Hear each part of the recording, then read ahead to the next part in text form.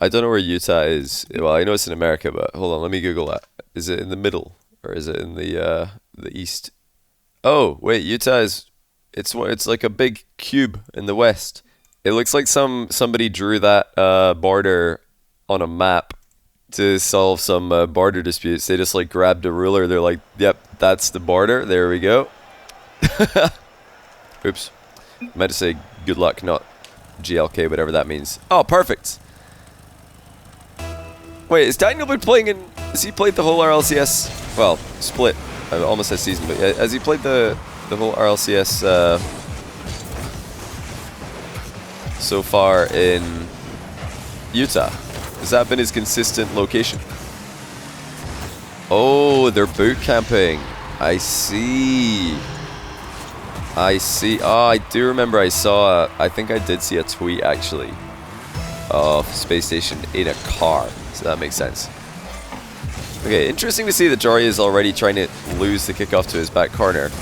And he's lost a goal with an extremely careless touch. Well, Joreuz is going to need to wake up. I mean, that is not a good play. I'd love to tell you what Joreuz is trying to do there, but... Well, we know he was trying to chip the ball up the line, but yeah, he wasn't even close. It looks so far off going up the line that... Yeah, but we'll just give him the benefit of the doubt that he's rusty. There we go. He's woken up. Joreuz is back. Alright, it didn't take long. He's back. It's really unfortunate for the entire Rocket League scene that Joreuz is being like washed. Like, you know when you take a 2-month break from Rocket League, then you come back and you play again and you're washed? I'm sure you guys all know what that's like. Although some of you have never been clean. Or you've never been filthy, so how can you be washed? What's the point of being washed if you're never filthy? This is getting too deep. My point is, Joreuz is staying in net. Like, I talk about kickoff variety. This has actually worked. That is like the bronze and silver kickoff strat, where you just sit in your net and they pass you the ball. That just worked in a pro game. Just want to highlight that. I'm telling you guys, kickoff variety is more important than how viable the kickoff is that you're going for in one particular instance. Okay, Joreuz washed state lasts for about 10 seconds apparently. He takes a big break from Rocket League, doesn't play, and then he's like, oh, it's fine.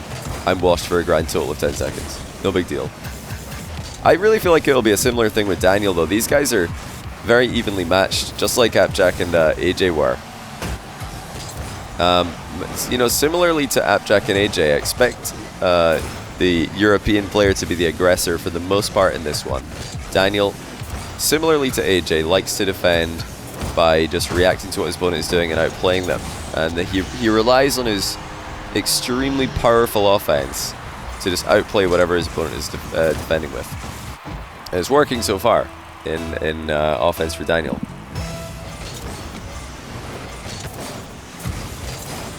But we've seen time and time again, you don't defend against Joreuz without challenging aggressively every now and then. So that's what Daniel's going to need to do.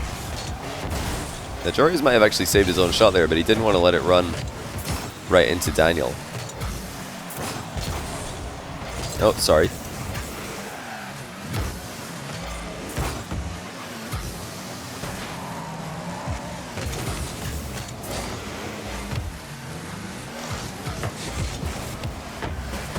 So Jack once said about Joreuz that he doesn't really play 1v1 like it's 1v1. He kind of plays it like it's free play.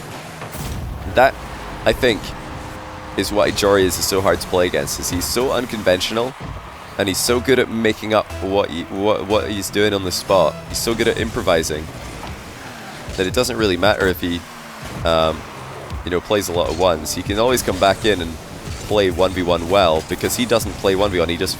He's just in free play, and you're locked in there with him. That's his philosophy. Obviously, when it comes to defense, he has to rely a lot more on his experience and his history of 1v1, because you know you're not free playing when you're defending. That's something that, well, you can now do in free play with the addition of the what is it called, like the 1, 2, 3, 4, 5 buttons it is on keyboard. I don't know what it is on my or on controller, to have people shoot the ball at you. But yeah, offensively, Joreuz is extremely unpredictable, and so far he's produced a wide variety of kickoffs to keep Daniel guessing. But that being said, Daniel has been by far the more consistent of the two players in this game at the moment. Oh my goodness. But yeah, try defending that. I challenge anyone in the world to try and save this shot. That's a ground pinch that somehow chips into the top shelf. Of course, Joreuz is placing ground pinches now. It's over for everybody when he figures out how to do this consistently. I've got to go find the clip. I swear, at the start of this RLCS season or before, I think it was in the off season. Right, I think Joreuz just missed that one. I don't think he meant to miss this. I'm pretty sure he accidentally mind-gamed Daniel. Yeah, I'm pretty sure I said in the off season that the new shot for this season, the new shot for this year would be the ground pinch. I really think it will be, because when people start pairing the ground pinch up with flip reset plays, when you've got your flip reset and you threaten someone that you're going to flick the ball high into their net, the scariest thing is that you could just like not do that. You could just ground pinch instead, or even floor double. Like, these are all things that are going to elevate the danger of the aerial game even more, as if it wasn't scary enough already. I want to actually give some credit. Maybe there's a chance, by the way, I said that Joreuz accidentally mind-gamed Daniel, who has just narrowly missed a boomer of a shot. But he might have actually gone for the bump there. It might have been a flip reset bump. I'm not sure. With Joreuz, you never know. He might have gone for it. He might have just accidentally mind-gamed. This great save by Daniel. The fact that Joreuz is getting a shot in that position is quite annoying for Daniel though as well, because Joreuz is boost starved. Oh, a nice shot. Daniel staying one step ahead on this play. Joreuz trying to fake him off this one. Daniel just staying with it. I think he was going for the boost steal anyway, so that really didn't, that fake didn't really do much for Joreuz, because Daniel was going to continue driving regardless.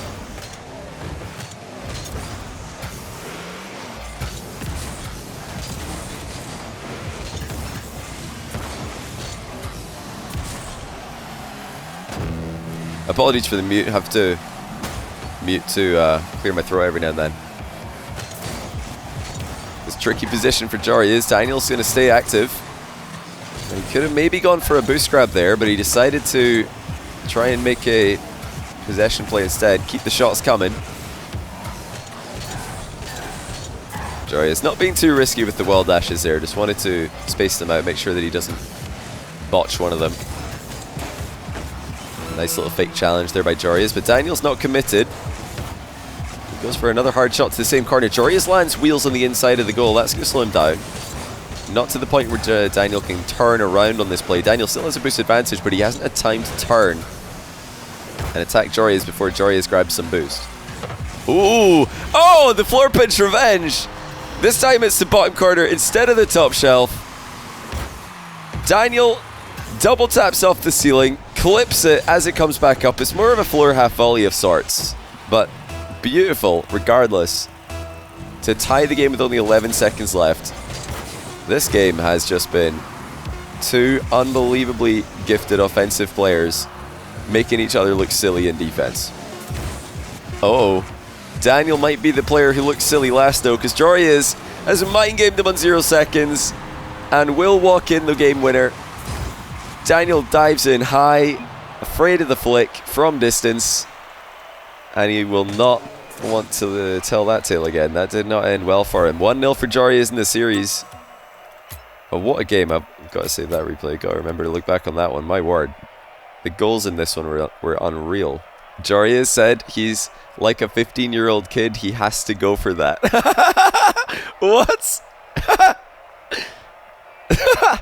I guess that's Joreuz's reason for going for the low 50-50 on 0 seconds. He knew that the challenge was going to come in because Daniel's 15. I didn't think of that one, to be honest, but Joreuz is just on another level right now. It's not just Joreuz who looks like he's in free play. I feel like Joreuz kind of stole the show in that first game, but we've seen unbelievable things from Daniel as well. He's one of the few players who can challenge Joreuz for offensive flair and style. They're both, incredibly effective, but, the creativity and the flair that Joreuz attacks with usually will make him just look better than anyone he plays against. There's very few players who can match him in that regard. Daniel is one of them on his day. But yeah, definitely in that game 1, Joreuz is still the show. But don't be, don't be confused here. Don't forget that Daniel can also play 1v1 like it's free play, and he's done so to many opponents in the past. Now 2 demo goals for Daniel, going to put him up by 2 in the opening minute of game 2. The first one of those, Joreuz probably could have avoided. He didn't go for the highest line of escape on his own back wall. Oh, what a shot. Daniel up by 3 now. No demo needed on that goal. So you guys can put your cringe away. Takes off in reverse and places the ball very nicely past Joreuz, who was thinking about backflipping into this, but bailed because he thought the crossbar was going to come to his rescue.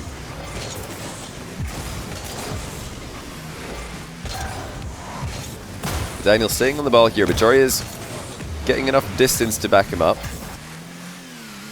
Now, will Daniel go for this? He turns very well. That's expertly done by Daniel, staying close to the ball while turning, making sure that there's no point where Joreuz can actually attack that. The boost steal for Joreuz is good. And he wants to threaten another ground pinch. Goes for the immediate goal, but Daniel's always going to be quick to the recovery.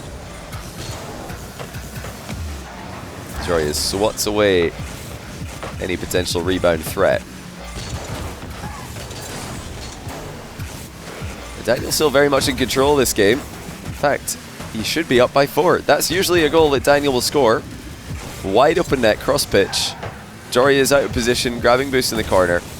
And that time, Daniel missed it. So Joreuz not going to fall for it again. Doesn't go into the back corner and grab boost. You saw what happened last time. He left Daniel in open net. Oh, my goodness. Joreuz was really not far off getting that. And now lunge-in challenge from Joreuz. You might be wondering, what on earth is he doing? Is that not a bit risky? Well, it is, but it's also pretty risky to just run into your back corner with no boost when Daniel's got 100 and the ball. So Joreuz deciding that the lesser of 2 evils was just to lunge in there. Saw an opening and got it. You've also got to consider the upside of a challenge working is a lot better than the upside of successfully defending a Daniel air dribble or aerial play, where you're probably still going to have to continue defending afterwards. Any windows to challenge are usually good to look out for in 1v1. Joreuz running out of boost at the last second there, narrowly missing on an open net. Still to score over 3 minutes into the game, which Daniel has controlled for the vast majority. Now Joreuz takes to the air. This is using a lot of boost though. What can he accomplish here? Double mind game. Not going to get through Daniel. Lovely little pop there by Joreuz, but look at the boost efficiency of Daniel. He's not had 100 to play with, but he's still got boost to challenge in the air, and he pre-flips to put himself up by 4. Daniel just too good on that exchange. Covers a double mind game, stays on the ball despite the fact that he's got no boost, and it's not even a big risk to go for. He's not all in here. Even if that does get saved, Daniel is perfectly fine recovering in the back corner. Safe, consistent play from Daniel. He remains the more consistent of the 2 players. Joreuz using a lot of boost on that fake challenge. Does land a touch on the ball, but you see the problem is that he doesn't have any boost to get to the ball afterwards. Frustrating game for Joreuz. It's not really that his offense hasn't been effective, it's just Daniel's not giving him any chances to really get into those good positions. It's just a massive upgrade of midfield control when compared to game number 1. Daniel just showing what you're supposed to do when you get a goal lead in 1v1. You're not supposed to give your opponent opportunities to come back. You're not supposed to take half chances. You're not supposed to take the risk. You're supposed to force them to make the risks. That's what he's doing so well at the moment. Joreuz on the half volley. Forces Daniel to jump into the net, but still no goal. And we are approaching the final minute. Can Daniel keep a clean sheet against the scariest offensive player in the world? The answer is no. Joreuz puts one in just before we get into that final minute. It's taken him 6 shots in order to get it. And this is dangerous for Daniel, because although he's controlled the entirety of the game, although he had a clean sheet for nearly 4 minutes, 3 goals is not a lot when you're up against Joreuz. 4, gonna feel like a whole lot more though. Oh, unless he misses it! Daniel! What on earth is that? He's gonna get it anyway, but I don't think he meant this. I really don't think he meant to miss that one. Okay, should be fine. He should be fine.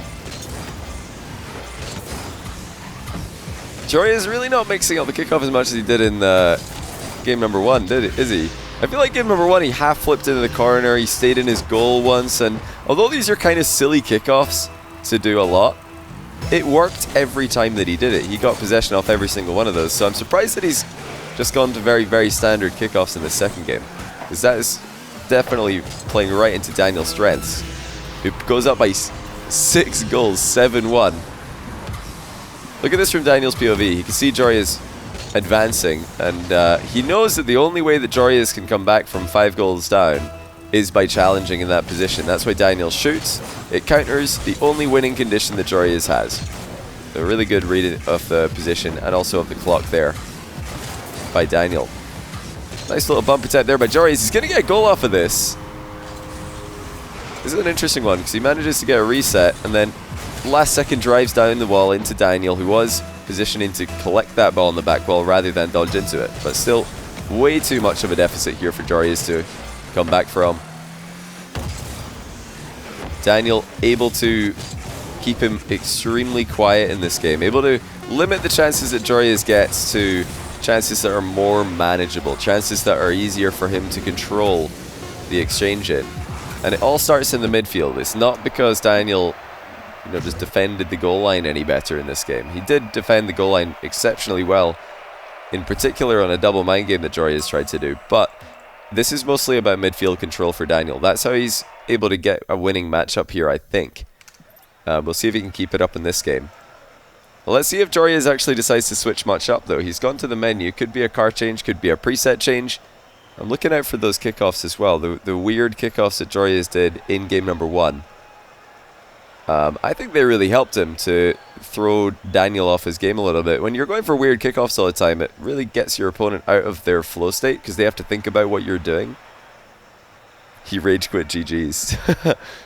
Do the players know if it counts prize pool? Oh, I think I might have forgotten to tell them. I'll tell them now. Terrible time to tell. Now they've got to re-chat, but hope it didn't ruin whatever kickoff strategy they had for us here. It looks like they're just both going to flip into the ball, so we're good. And Daniel already going to go for something stylish. Flip reset. Honestly, for him, that was pretty standard. That wasn't even stylish for Daniel. Like, that's just normal for him. Just one flip reset. Joreuz wave dashes in reverse to set up the run-up for the ground shot. Daniel didn't have enough fuel in the tank to get back to that one.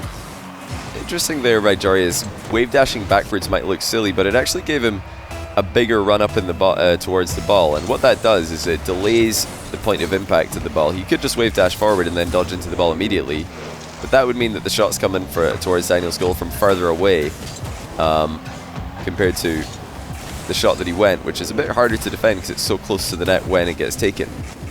Definitely something worth trying. Not an extremely difficult thing to pull off, so I'm sure some of you could pull that off in your own games. Great smooth approach in the ceiling shot from Daniel here. This gets over the top of Joreuz. Takes off almost off the curve actually, but never looked like he was in any danger of missing this one. There is one of the variations for Joreuz, and Daniel's not countered it. So the only counter to this, I've spoken about it on my stream before, is when you get around the ball and dribble it to your back corner. That's the only way that you can counter this kickoff strategy, where somebody half flips on the diagonal. And Daniel just didn't see it early enough to half flip, so he didn't prepare for that. Good placement by Joreuz after backing Daniel up with the threat of the reset shot. This goes for that open bottom right corner. Yeah, what a big difference that one kickoff makes. This gets Joreuz a free possession, and now Daniel's having to think every single diagonal spawn kickoff that happens in this game. Daniel's going to be thinking, wait a minute, is he half flipping? Because if he's half flipping, Daniel has to really change his strategy. Now ceiling double for Joreuz. Going to catch it as it bounces back up off the ground as well. He didn't actually catch up to it soon enough to get the hit after the ceiling. And this is a very, very ambitious jump from Joreuz. I don't think it's going to pay off for him at all. It's just not going to pay off in the slightest. Joreuz uses like 90 boost just to fly up into the ceiling and get his flip back. Somebody tell him you've still got to flip if you just stay on the ground, Joreuz. You don't need to go get your flip on the ceiling. You can actually get it from the ground as well. And that way you don't use any of the boost. Nice reaction there from Joreuz. Daniel last second change of direction. Countered. A lovely takeoff by Joreuz. He's got lots of boost to play with on this one. And the shot is perfect.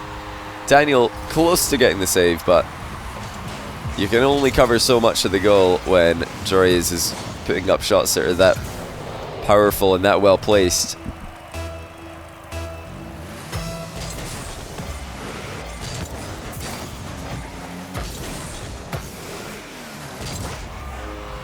Well, what do you know? The slight variation from Joreuz's kickoff has actually gotten him some goals in this game, some possessions as well. This is something Daniel needs to be doing as well. He needs to be switching up his kickoff. I'm going to keep saying it because the more I say it now, you guys are probably getting bored of me saying it. You're thinking, Johnny, every single time there's a 1v1 match these days, you talk about kickoff variation. And, you know, you're probably thinking, the pros obviously know that. Why are you saying it? But it's so easy to forget during a game that that's something you should just be doing. I think it's something that Jack is very good at, and something that helped him against AJ as well. Clearly it's helped Joreuz in games 1 and 3. Well, game 1, which he did win, game 3, which he is winning. He didn't have, I think, any kickoff variation in game number 2. Oh dear, big misplay by Daniel. He has given away another goal by giving away the ball. He just got on the wrong side of it. Tried to play that down to himself, but he goes the wrong way. The ball ends up behind him. And for anyone who's new to this concept of switching up your kickoff strategy, it's not just because that one kickoff that breaks the norm is going to surprise your opponent. It just makes your opponent overthink every other kickoff that they do, and it's harder for your opponent to execute on their normal kickoffs against your standard kickoffs, because they're thinking about what you're doing. So this is, you know, it's really starting to swing in Joreuz's favor with this, the kickoffs. And I really think it's because of those awkward ones that he's gone for. Reverse wave dash in the ceiling now by Joreuz. He is definitely back into full control now. But there's time left for Daniel yet. That's a good start. Extremely solid challenge by Daniel. I love the positioning that he's gone for on this play. Joreuz is known for snapping long shots if you come off your goal line, so Daniel doesn't dive in too early, waits for Joreuz to commit to the attack, then he goes straight for the ball. The amount of resets that Joreuz has gone for, you have to be going for the ball. Oh, is this going to be a Daniel goal?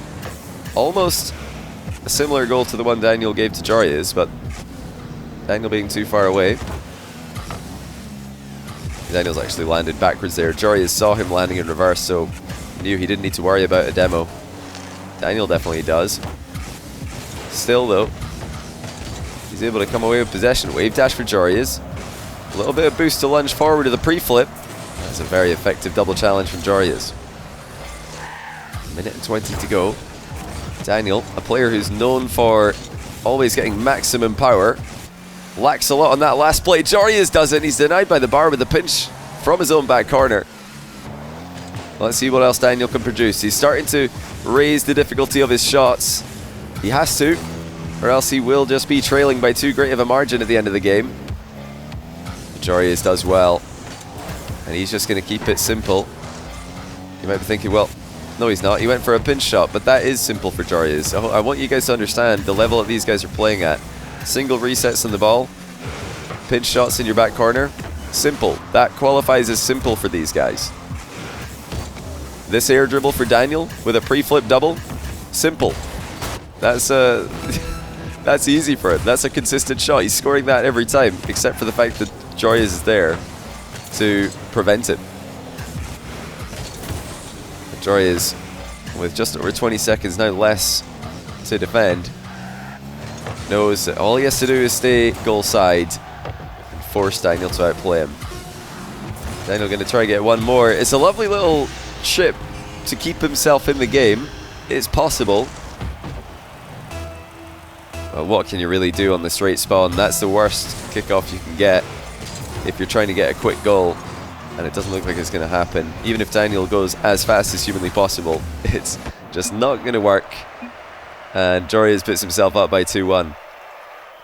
Yeah, looking pretty good for Joreuz at the moment. He's kind of outplaying Daniel with the kickoff variety, and it's up to Daniel to do something about that. Daniel is the one who's got to make the changes now. Think back to game number 2. Daniel had so much possession in the midfield. He had so many moments in the game where he's got the ball and a boost advantage. Or he's giving Joreuz the ball, but Joreuz has 0 boost. Like, Daniel really controlled that second game, but it all came from kickoffs, and it was because Joreuz didn't vary his kickoff enough. But in games 1 and 3, Joreuz he kept Daniel guessing with the wave dash recoveries, standard kickoffs, complete fakes. Well, let's see if Daniel will fall for the same system in this game. So far, so good.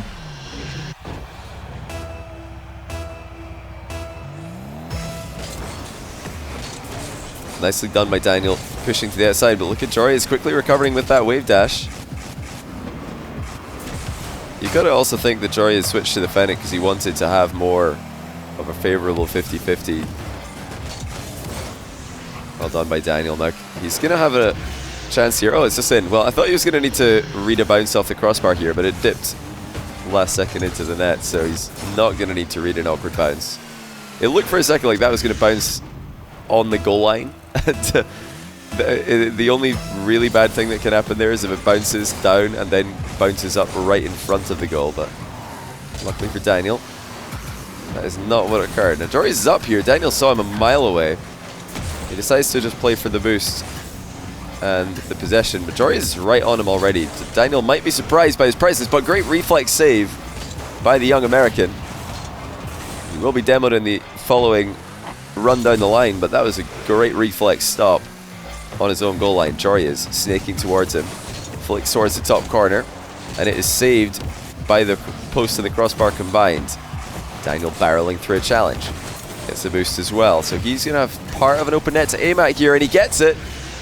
Only the right side of the goal was open, and that is exactly where Daniel aimed for.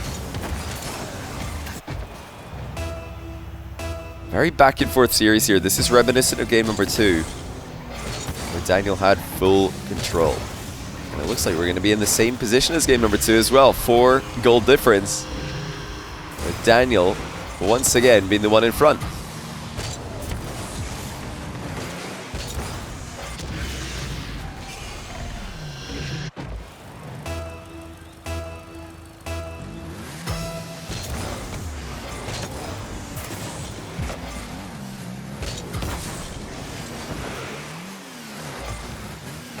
We need TRK versus First Killer. That would be pretty sick, to be honest. Yeah, that would be pretty sick. Sandrock, I don't believe, are out yet in LA, so no chance of that happening. My word, that is tough to stop. Daniel has just flown the entire length of the pitch, thrown a reset in the middle for good measure, and then dunked Joreuz at crossbar height.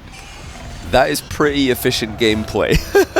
That's more than 100 boost, if you ask me. Where did he get all that boost from? How did he fly that far? He's going to continue dominating here. Daniel, one reset. Not the big flick that he wanted. Joreuz is not going to take any second chances. Take any chances at all, I should say, with this open net. Puts in his first goal again.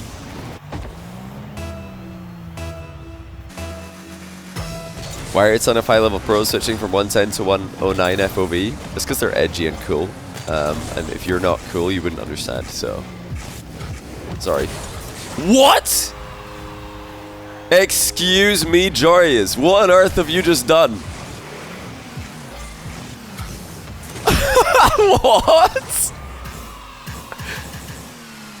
He just leaned back into a reset and then backflipped to catch the ball and skid it underneath Daniel, who obviously pre-jumped. I mean, who wouldn't pre-jump here because Joreuz is a flip reset? I mean, tell me that this guy... Tell me that this guy's human. I don't believe you. He's an alien. Joreuz is an alien. He's not real. How does he come up with this stuff? And that has absolutely swung the momentum towards the Dutchman. He's looking for the bottom corner snipe, not able to get it. The recovery is good for Joreuz. Stays active instead of going for the boost in the back corner. And he doesn't get the mid boost on spawn. Neither did Daniel, but he's going to get the back corner. You knew exactly when that one was coming up. hang on. Joreuz got a reset on Daniel's car there. Just when you're thinking that Joreuz won't have a reset on the ball, he gets a reset on Daniel's car, of course. But Daniel's not panicked. He knew there was no threat. You know, when your opponent's car is on top of you, they really can't do anything. You're the one who's in control. So Daniel, no panic despite the fact that Joreuz had a flip to play with. Used that boost advantage to his favor. Good call there by Daniel. Just calling Joreuz bluff. He knew that Joreuz was on low boost, and you can't put him on exactly 0. But the ball just bounced up high enough that Daniel figured, I think I'm getting a 50-50 here at worst. I think all Joreuz can do here is block the ball. He can't actually shoot that, so I'm just going to go. And it worked out wonderfully. Daniel get that 4-goal lead right back. Well, that's not a good recovery though. Joreuz getting his second freebie of the game. This is happening a bit too often if you ask me. Daniel needs to be careful here. I was crediting his aerial plays earlier on in the day because when he does go for these big aerial plays, he usually backs it up with a fast recovery, and he's done it twice now where he's landed inside Joreuz net and Joreuz has just simply scored. So that's a bit of a change from the norm when we're talking about Daniel, when you're looking at what he usually does and what makes him such a deadly player. It's the fact that he can go for these plays that would usually leave anyone out of position if they make them, except for these super mechanical geniuses who are just still perfectly fine even though they've done a double or triple reset play on you. They're still supersonic recovering. Lovely mind game. Daniel scoots it to the bottom corner. He's 4 goals ahead again. And although Joreuz had that brief moment, that flurry in this game, it's not really been much else to talk about. He's had 2 long-range open nets that were both gifted by Daniel. And then he's had 2 very nice goals when he just had the momentum going for him. One, which I think might be goal of the series. Hard to say because that floor pinch from Joreuz was also stunning. But yeah, where's Joreuz going here? Wait a minute, where's Daniel going here? Well, it looked like Joreuz had forgotten where the blue goal was. But Daniel also ended up a bit out of position. A nice little trip there by Daniel. He's got the ball on target. Joreuz going to go down by 5 now. He decided to go for that boost. It looked pretty good. But Daniel got it barely before Joreuz could arrive. He just managed to steal that one away. But with a minute to go, Joreuz is going to keep pushing with this. We could see a really high scoring game for Daniel. Low reset from Joreuz. I mean, the levels that these guys are playing at right now is really quite difficult to comprehend because there's so much going on here. Joreuz faking a shot off the back of an air dribble. And then when Daniel realizes it's a fake, he goes back down to the ground, and that's when Joreuz lands a reset and goes high again. So the amount of changes these guys are making in the middle of one play is probably more than any of us make in one game. The amount of adaptations. Nice job by Joreuz. He catches Daniel off the goal line out of boost. And although he didn't have a ton of momentum to play with, all he needed was that little touch. He just chipped it past Daniel, who didn't realize there was a real threat in the position. Like I said, we've got a bit of a dangerous spot here for Daniel. He needs to be careful. And again, this is not ideal for him. He's done well. He's just ushering the ball towards the back corner, and he just manages to stay in position to land on the boost as well. That's going to give Daniel the chance to secure the game. All he has to do is take this ball to the back corner and he's good. Game is over. And that's exactly what he's going to try and do. Joreuz in a very difficult position because how do you score from here? You know, you're not in any danger of conceding, but you can't actually create a goal scoring opportunity. So perfect decision there by Daniel. He forces Joreuz to go for a back wall demo, just by nature of there being such a small time left in the game. And that doesn't connect. Daniel able to put in a 10th goal and inevitably win game number 4. We're going to game 5 again. The EU and NA1 squads turning out to be just as entertaining as we had hoped. And what is this? Is this another car change for Joreuz? No way. No way. He doesn't bring out... What's that new car called? What do you think he goes for here? The Nomad? Surely he's not going to bring out the Nomad. There's no way. What's it going to be for Joreuz? Okay, it's the Octane again. Right, okay. If he brought out the Nomad, for game 5, I was going to lose my mind. Joe mad. It's going to be the Octane Mirror. Joreuz started off the series in the Octane. Won a game, lost a game. Switched to the Fennec. Won a game, lost a game. Now he's back in the Octane again. He's got to be careful going for these boost races against Daniel. Daniel really good at knowing when he's actually getting first to the boost, even by a small margin. This is actually impressive though by Joreuz. He knows the boost timing exactly, catches it as it spawns. And even if he didn't have that boost to play with, he'd managed his boost very well. I think Daniel might have underestimated just how efficient Joreuz has played this exchange. Luckily, he's not going to concede another one of those direct counterattack goals. Look at this from Joreuz, though. He sees Daniel right in front of him. Daniel's forcing the issue here. He's saying, all right, what are you going to do? You don't have much of a bounce to play with. What you got? Well, Joreuz just pops it up into the air and then forces it over the top of Daniel's head. There was nothing Daniel could do there. The reaction time would have had to be otherworldly in order to stop that from resulting in a goal for Joreuz.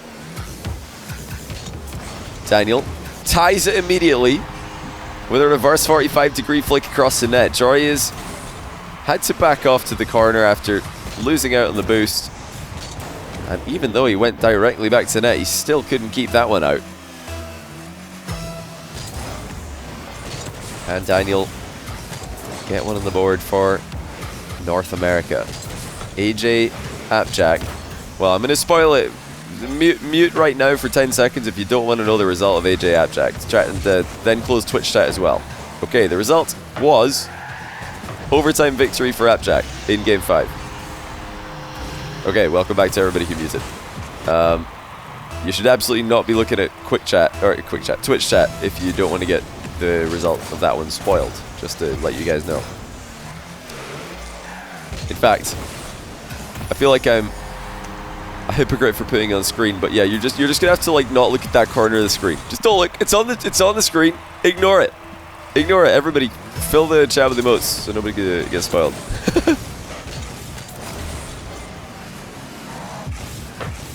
Telling you guys don't look at quick chat, then I put it on my screen. That's on screen for the benefit of YouTube viewers though, because I feel like it really adds to the viewing experience when you're watching. At least it does for me, at least. Oh! Daniel with a filthy double tap on his own net. Composure keeps it out. Great stuff from Daniel. He's still in a terrible position here. No boost. He's trying to wave dash back to the ball. Joreuz is going to keep it high and out of reach. Daniel wants that corner boost on respawn, and he gets it. Great awareness once again. Daniel's so good at that boost management aspect of the game, but Joreuz shrugs off the bump by dodging into a big boost pad of his own. And he saw Daniel come in. He just knew Joreuz. The same strategy that won him game 1. Just forces the ball underneath Daniel, who went a bit too high on the challenge. But will Joreuz start to mix up those kickoffs again? He's gotten a bit one-dimensional after doing so well earlier in the series, throwing curveballs at Daniel. Joreuz threatening a goal here. Daniel's got to be quick, and he is. Quickly darting back into position. Daniel really just parking in front of Joreuz and asking Joreuz to show him what he's got, and I don't know if that's going to be the best idea. Joreuz is pretty scary when you put him in these positions. Just look how close Daniel is to the ball. He wants to force Joreuz to make a move from further away so that he can react to that move, but when you force Joreuz to make a move and you're off your goal line, good luck getting back. It's not going to be easy. So this is going to be a skill match if Daniel keeps doing this. Again, he's kind of just putting himself in that zone, but this time it's good. Joreuz fails in the execution.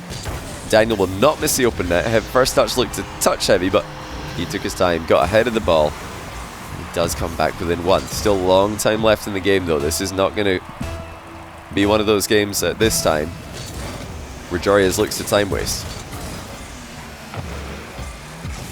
It's a really good play by Daniel. Staying on the ball to buy himself some extra time. Now he's cutting in front to the midfield. Wants to be in the area. Again, he just puts himself in front of Joreuz. Forces Joreuz to jump. And once again, it doesn't work. I mean, if he wants Joreuz to go, Joreuz is going to go. He's going to go for the shot. It's simple as that. Daniel's putting himself so close to Joreuz that Joreuz has to go for the ball. Or he has to go for the shot. But I don't think he minds. I think he wants to go for the shot. He's actually quite glad to see that Daniel's not covering the goal, because Daniel's goalkeeping and Daniel's challenges are two things that are quite feared. I think Daniel just parking in front of Joreuz and asking him to get stuck in. Probably not the way to go. Let's see if he can make it work. These recoveries by Joreuz are really doing damage to Daniel's comeback chances. He takes another play towards the blue net. Daniel has got the ball rolling now in his favor. Threatening the bump. Actually just goes for the flick at the last second. He set that up like he was going to jump for the air dribble bump.